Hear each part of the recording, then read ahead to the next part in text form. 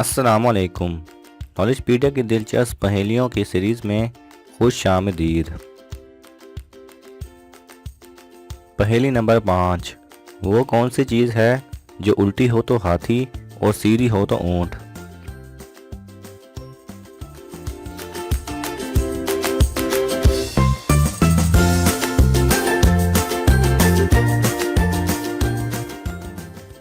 सही जवाब है लोटा।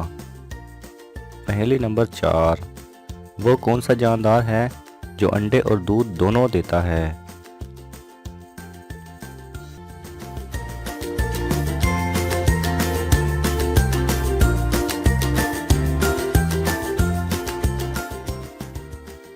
सही जवाब है दुकानदार।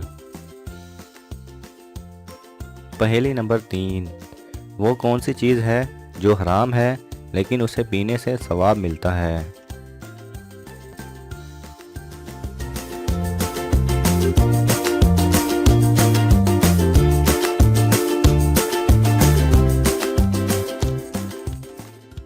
सही जवाब है गुस्सा।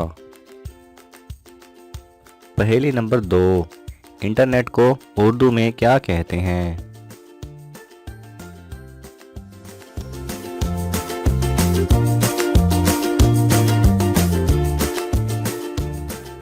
सही जवाब है तारों का जाल।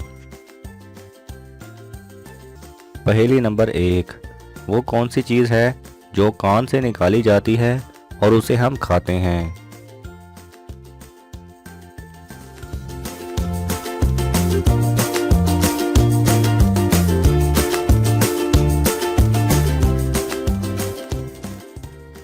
सही जवाब है नमक।